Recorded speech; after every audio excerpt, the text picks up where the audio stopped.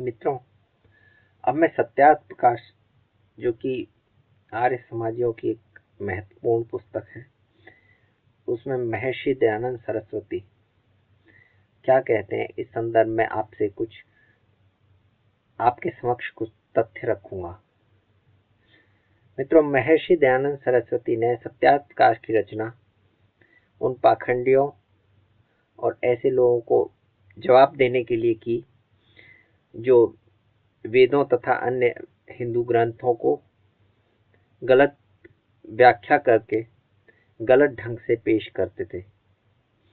मित्रों, बड़े ही खूबसूरत तरीके से महर्षि दयानंद सरस्वती ने सत्यार्थ प्रकाश में प्रश्न उत्तर के माध्यम से इन सभी पाखंडियों, इन सभी अंधविश्वास फैलाने वाले लोगों को एक करारा जवाब दिया है।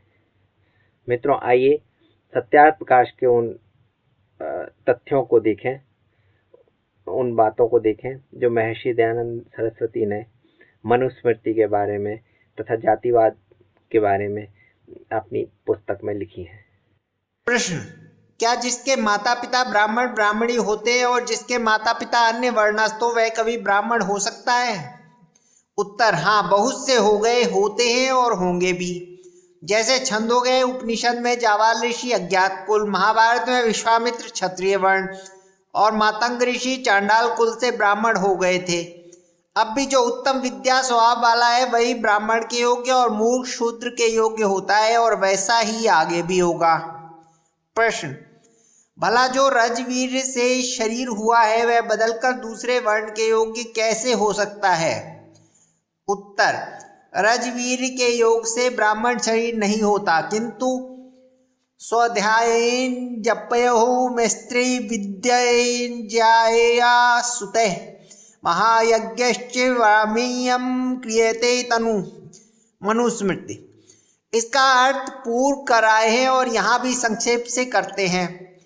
स्वाध्यायेन पढ़ने पढ़ाने, जपे विचार मनन करने कराने, होमे नानाविध होम के अनुष्ठान, त्रैविद्येन संपूर्ण वेदों को शब्द अर्थ संबंध स्वरोच्चारण सहित पढ़ने पढ़ाने, इज्जा पौर्णमासी इष्ट आदि के करने, सुतः पूर्वोक्त विधि पूर्वक धर्म से संतानोत्पत्ति, महायज्ञ पूर्वोक्त ब्रह्म यज्ञ, देव यज्ञ, पितृयज्ञ, वैश्वदेव यज्ञ और अतिथि यज्ञ, यज्ञश्च अग्निष्टोमादि यज्ञ, विद्वानों का संग, सत्कार, सत्य भाषण, परोपकार आदि सत्कर्म और संपूर्ण शिल्प विद्या आदि पढ़ के दुष्टाचार छोड़ श्रेष्ठाचार में वर्तने से इयम यह तनु शरीर ब्राह्मी ब्राह्मण का क्रियते किया जाता है। हाथ पर ब्राह्मण का शरीर बनता है। किसी कुल में जन्म लेने से, ब्राह्मणी से जन्म लेने से शरीर ब्राह्मण का नहीं बन जाएगा। ऐसा महर्षि दयानंद सरस्वती मनुस्मृति के श्लोक के अर्थ के रूप में बता रहे हैं। मित्रों, अगला प्रश्न उनसे किया जाता है। प्रश्न: क्या इस श्लोक को तुम नहीं मानते? उत्तर: मानते हैं। प्रश्न: फिर क्यों रजवीर के योग से वर्ण व्यवस्था मानते हो? उत्तर: मैं अकेला नहीं मानता, किंतु बहुत लोग परंपरा से ऐसा ही मानते हैं। प्रश्न: क्या तुम परंपरा का भी खंडन करोगे? उत्तर: नहीं, परंतु तुम्हारी उल्टी समझ को नहीं मान के खंडन भी करते हैं। प्रश्न: हमारी उल्टी और तुम्हारी सूदी समझ है, इसमें क्या प्रमाण? उत्तर: यही प्रमाण है कि तुम 5-7 पीढ़ियों के वर्तमान को सनातन व्यवहार मानते हो और हम वेद तथा सृष्टि के आरंभ से आज पर्यंत को परंपरा मानते हैं। देखो, जिसका पिता श्रेष्ठ उसका पुत्र दुष्ट, और जिसका पुत्र दुष्ट श्रेष्ठ उसका पिता दुष्ट, तथा कहीं दोनों श्रेष्ठ व दुष्ट देखने में आते हैं। इसलिए तुम लोग भ्रम में पड़े हो। मनु महाराज ने क्या कहा है? ये नास्य पित्रो याता येन याता पितामह तेन यायास्ताम मार्गम तेन गच्छन ऋष्यते। मनुस्मृति। अर्थ, जिस मार्ग से इसके पिता में चले उसी मार्ग में संतान भी चले, परंतु सताम, जो सत्पुरुष पिता में दुष्ट हों तो उनके मार्ग में कभी ना चले, क्योंकि सत्पुरुष धर्मात्मा पुरुषों के मार्ग में चलने से दुख कभी नहीं होता है। इसको तुम मानते हो वा नहीं? हाँ मानते हैं। और देखो, जो परमेश्वर प्रकाशित वेदोक्त बात है वही सनातन, और उससे विरुद्ध है वह सनातन कभी नहीं हो सकती।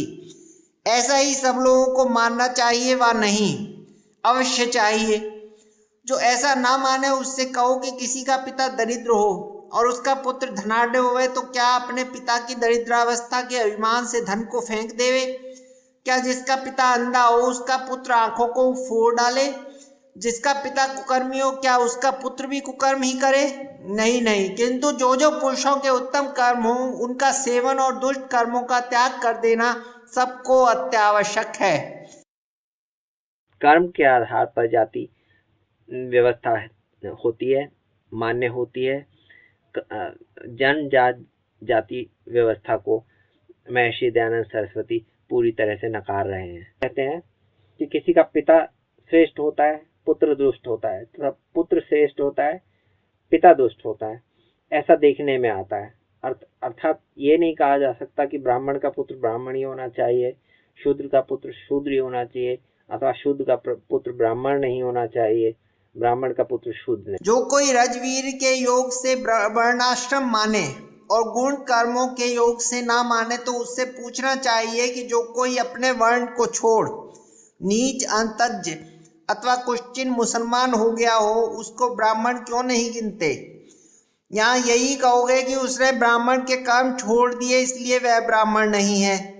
इससे यह भी सिद्ध होता है कि जो ब्राह्मण आदि उत्तम कर्म करते हैं वे ही ब्राह्मण आदि, और जो नीच भी उत्तम वर्ण के गुण कर्म स्वभाव वाला हो उसको भी उत्तम वर्ण में, और जो उत्तम वर्णस्थ होके नीच कर्म करे तो उसको नीच वर्ण में गिनना चाहिए। प्रश्न, ब्राह्मणों से मुखमासीद बाहु राजन्य कृतः उरु तदस्य यद्वेश्य पदभ्याम शूद्रो अजायत। यह यजुर्वेद के 31वें अध्याय का 11वां मंत्र है। इसका यह अर्थ है कि ब्राह्मण ईश्वर के मुख, क्षत्रिय बाहु, वैश्य उरु और शूद्र पगों से उत्पन्न हुआ है। इसलिए जैसे मुख न बाहु आदि और बाहु आदि न मुख होते, इसी प्रकार ब्राह्मण न क्षत्रिय आदि और क्षत्रिय आदि न ब्राह्मण हो सकते। उत्तर, इस मंत्र का अर्थ जो तुमने किया वह ठीक नहीं, क्योंकि यहाँ पुरुष अर्थात निराकार व्यापक परमात्मा की अनुवृत्ति आती है। जब वह निराकार है तो उसके मुखादि अंग नहीं हो सकते। जो मुखादि अंग वाला हो वह पुरुष अर्थात व्यापक नहीं, और जो व्यापक नहीं वह सर्वशक्तिमान जगत का सृष्टा, धर्ता, प्रलयकर्ता, जीवों के पाप पुण्य को जान के व्यवस्था करने वाला, सर्वज्ञ, अजन्मा, मृत्यु रहित आदि विशेषण वाला नहीं हो सकता। इसलिए इसका यह अर्थ है कि जो अस्य पूर्ण व्यापक परमात्मा की सृष्टि में मुख के सदृश सब में मुख्य उत्तम हो वह ब्राह्मण। बाहु बाहुर्वे बलम बाहुर्वे वीर्यम सतपथ ब्राह्मण। बल वीर का नाम बाहु है, वह जिसमें अधिक हो सो राजन्य क्षत्रिय। उरु कटी के अधोभाग और जानु के उपरिस्थ भाग का नाम है, जो सब पदार्थों सब देशों में उरु के बल से आवे जावे प्रवेश करे वह वैश्य। और पदभ्याम जो पग के नीचे अंग के सदृश मुक्ता आदि गुण वाला हो वह शूद्र है। अन्यत्र शतपथ ब्राह्मण आदि में भी इस मंत्र का ऐसे ही अर्थ किया है, जैसे यस्मादेते मुख्यास्ते स्मानुमुखतो हम सृजन्यत इत्यादि। जिससे ये मुख्य हैं उससे मुख से उत्पन्न हुए, ऐसा कथन संगत होता है।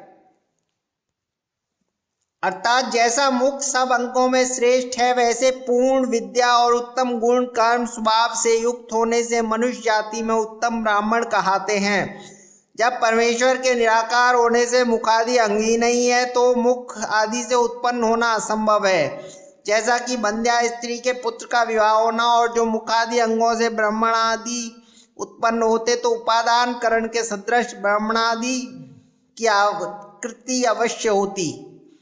जैसे मुख का आकार गोलमाल है वैसे ही उनके शरीर भी गोलमाल होने चाहिए। क्षत्रियों के शरीर भुजा के सदृश, वैश्यों के उरु के तुल और शूद्रों के शरीर पग के समान आकार वाले होते, ऐसे नहीं है।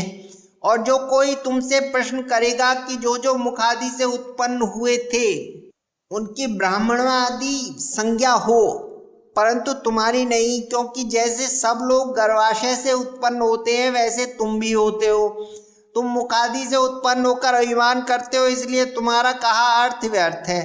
और जो हमने अर्थ किया है वह सच्चा है, ऐसा ही अन्यत्र भी कहा है। जैसा शूद्रो ब्राह्मणातामेति ब्राह्मणश्चेति शूद्रताम क्षत्रियजातमेवन्तु च विद्याद् वैश्यात् तथैव च। मनुस्मृति। जो शूद्र कुल में उत्पन्न होकर ब्राह्मण क्षत्रिय और वैश्य के सदृश गुण वाला हो तो वह शूद्र ब्राह्मण क्षत्रिय और वैश्य हो जाए। वैसे ब्राह्मण क्षत्रिय और वैश्य के कुल में उत्पन्न हुआ शूद्र के सदृश हो तो शूद्र हो जाए। वैसे ही क्षत्रिय वैश्य के कुल में उत्पन्न ब्राह्मण व शूद्र के समान होने से ब्राह्मण और शूद्र भी हो जाते हैं। अर्थात चारों वर्णों में जिस वर्ण के सदृश जो पुरुष व स्त्री हो वह उसी वर्ण में गिनी जावे। धर्मश्चर्या जगन्नो वर्ण पूर्वं वर्ण मापदेते जाति परिवर्तो। अधर्मश्चर्या पूर्वो वर्णो जगन्यम वर्ण मापदेते जाति परिवर्तो। यह आपस्तंभम का सूत्र है।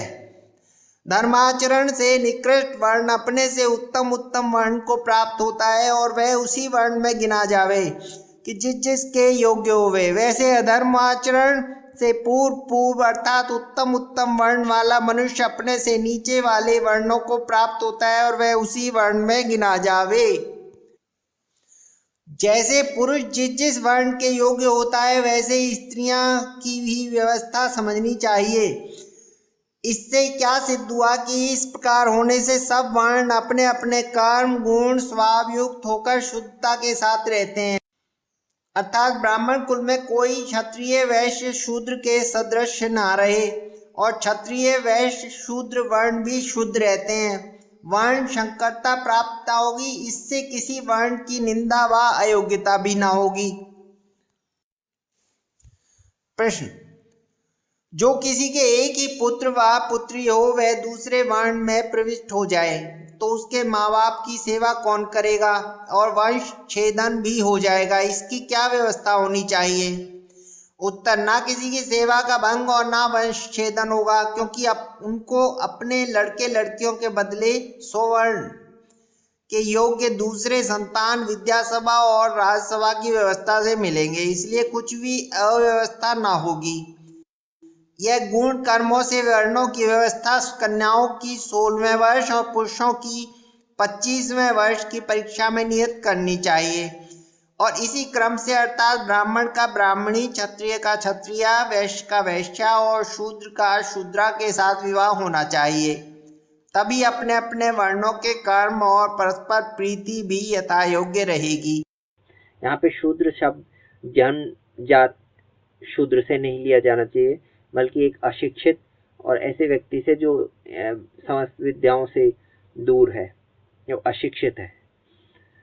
अर्थात मनुष्यों को वर्णों में विभाजित करना चाहिए, लेकिन वर्ण उनके कर्मों पर आधारित होने चाहिए।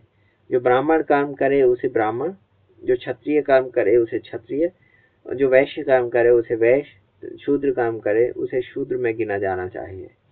जन्म पर आधारित जाति व्यवस्था का कोई अस्तित्व नहीं होना चाहिए।